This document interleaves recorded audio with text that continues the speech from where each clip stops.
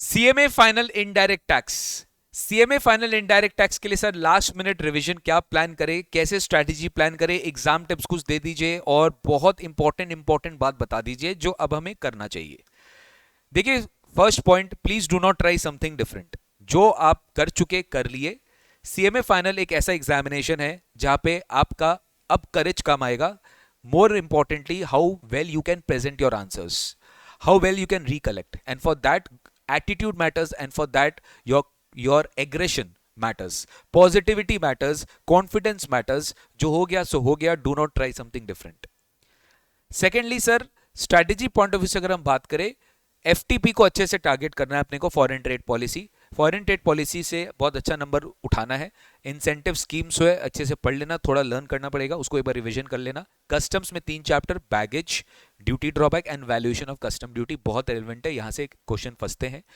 GST में जितने inter के टॉपिक्स आपने पढ़े थे, जीएसटी में जितने भी इंटर के टॉपिक्स आपने पढ़े थे, everything will be relevant, everything will be relevant. GST के इंटर के टॉपिक्स, चाहे वो वैल्यू ऑफ सप्लाई हो, टाइम ऑफ सप्लाई हो, इनपुट टैक्स क्रेडिट हो, एग्जामिशंस हो, वे बिल हो, इनवॉइसिंग हो, टीडीएस टीसीएस हो, यहां से डायरेक्ट क्वेश्चन आपके एग्जाम में आएगा ही आएगा। एडवांस लेवल चैप्टर्स में कस्टम्स, आई मीन जीएसटी में आपका अपील्स हो गया, ऑफेंसेस एंड पेनल्टी हो गया, ये सब डिमांड रिकवरी, ये सब पूछा जाता है। तो ज्यादातर देखा गया फाइनल का आईडीटी पेपर बहुत इजी आता है, थोड़ा लेंथी जरूर होता है, but again you can manage if you can manage your MCQs nicely. तो स्ट्रैटेजी होगा कि फर्स्ट 15 मिनट्स में आपको ये डिसाइड करना है कि मेरा एमसीक्यू, मेरे को एमसीक्यू पढ़ना नहीं, सीधा सब्जेक्टिव में जाना, सब्जेक्टिव में जो 2 क्वेश्चन आपको नहीं करना वो छोड़ देना, एलिमिनेट करना है। और वो फर्स्ट 5 क्वेश्चन जो आपको करना है, किस ऑर्डर में करना है, ऑर्डर तो फर्स्ट 5 का सेलेक्ट करना, उसके साथ साथ जब आप स्टार्ट करोगे पेपर अटेम्प्ट करना तो एमसीक्यू से करना। एमसीक्यू में भी वो क्वेश्चंस पहले जो आपको अच्छे से आ रहा है, क्लियर क्लियर हो रहा है, जिसमें भी थोड़ा सा डाउट है उसको इग्नोर कर दीजिएगा, टाइम वेस्ट मत करिएगा, and then straight away land up to the your entire subjective question. Subjective question में भी वो पहले करना जो आपको कोई डाउट नहीं है, मतलब विदाउट डाउट वाला पार्ट पहले कर लेना। ट्राई करना कि वो 1 आवर में ओवर हो जाए। तो उस 1 आवर में अगर आप देख रहे हो कि मैंने 30, 35, 40 मार्क्स स्कोर कर लिया, 25, 30 नंबर स्कोर कर लिए, तो आपका कॉन्फिडेंस आ गया कि भैया मेरा शॉर्ट वाला पार्ट ओवर हो गया। उसके बाद अब थोड़ा सा जहां पे आप थोड़े से श्योर नहीं हो, मेजोरिटी श्योर हो, तो वो अटेम्प्ट करना, मतलब आपका जो सबसे लास्ट अटेम्प्ट होगा वो क्वेश्चन होगी जिसमें आपका अनश्योरिटी लेवल ज्यादा है। तो ये थोड़ा सा आपको डिसाइड करना पड़ेगा उस 15 मिनट्स में। This is how you will evaluate. Sir, writing pattern क्या होना चाहिए? बहुत सिंपल होना चाहिए, so that you can explain your answers legibly. Do not use shortcuts, do not use any short languages. हाँ, जब आप कोई लाइंस ड्रॉ कर रहे हो तो आपको जरूरी नहीं है स्केल से बनाना है, आप नॉर्मल लाइंस भी ड्रॉ कर सकते हो। बट टाइम का ध्यान रखिएगा कि too much of writing in any question और too less writing any question is not at all advisable. Stick to the content. अगर आपसे पूछा है कि write a short note on particular topic, तो अब आपको उस टॉपिक के रिलेटेड ही कुछ समझाना है, बहुत ज्यादा वाइड भी नहीं जाना है। सीधा मार्क्स 4 नंबर का है तो कितना लिखना है 4 नंबर के हिसाब से, 2 नंबर का है तो 2 नंबर के हिसाब से कितना लिखना है, 5 मार्क्स का है तो 5 मार्क्स के हिसाब से कितना लिखना है। जनरली एफटीपी से थ्योरी क्वेश्चन आएगा, तो एफटीपी से अगर 7 मार्क्स का थ्योरी क्वेश्चन आएगा तो तुमको अच्छा साइजेबल लिखना पड़ेगा। कोई स्कीम एक्सप्लेन करना है तो you have to write a sizable thing.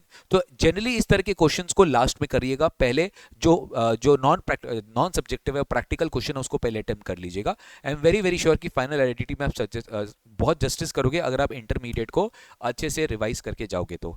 Sir, exam के पहले मैं एक बूस्टर रिवीजन लूंगा।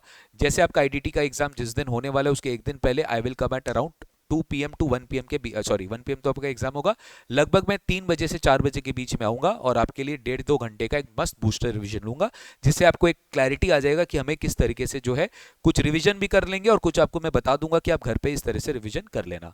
मैंने बहुत मेहनत किया गाइस, बट मेरी मेहनत से कुछ नहीं होगी। जब तक आपका रिजल्ट पॉजिटिव नहीं होगा तब तक ही मेरी मेहनत काम आएगी। आपकी मेहनत तो है ही, और उसके ऊपर मेरी मेहनत भी है। आपकी मेन मेहनत है और आप किस तरह से परफॉर्म करोगे, मेरा परफॉर्मेंस उस पर ही डिपेंडेंट है। तो मैं तो ये मानता हूं कि बच्चों का रिजल्ट जो है वही मेरा रिजल्ट है। मतलब बच्चे अगर परफॉर्म कर रहे हैं तो वो बच्चे का रिजल्ट है, बट अगर बच्चे परफॉर्म नहीं कर रहे हैं तो फिर मैंने ठीक से परफॉर्म नहीं किया है। तो गाइज, थोड़ा सा प्लीज अपने बारे में तो सोचना है, मेरे बारे में भी सोचना। अगर अपने आईडीटी को कहीं से भी आपको लगा कि बेनिफिट मिला है मेरे मैराथन से, मेरे एमसीक्यू मैराथन से, या फिर मेरे पढ़ाए हुए कंटेंट से, एमसीक्यू मैंने कुछ भी नहीं छोड़ा इस बार, सब कुछ करा दिया हर बार की तरह, इस बार भी कुछ नहीं छोड़ा। प्रैक्टिस कराया, एमसीक्यू कराया, जो जो मैंने कमिटमेंट की थी सब कराया। Practice, revision, chapter wise test लिया, फुल मॉक टेस्ट लिया, सब कुछ कराया गाइस। मेरे से अगर कुछ छूट गया हो तो माफ करना उसके लिए। जितना मेरे से पॉसिबल हुआ, जितना मेरा हेल्थ परमिट किया, जितना मेरा रेगुलर क्लासेस को डैमेज करके मैंने किया, वो सब कुछ मैंने किया बेटा। बट आप लोग के लिए बहुत प्रायोरिटी था। बट अब गाइस आप लोगों को खुद से ये जो है करना है, and I think you can do it. Go for it guys, go for it. डरना किसी के लिए साथ नहीं है, क्योंकि गाइस देखो, अब आपको अपने आप जो है पढ़ना पड़ेगा, अब आपको अपने से जो है इनिशिएटिव लेना पड़ेगा, और आप अब अपने लिए करना पड़ेगा, राइट?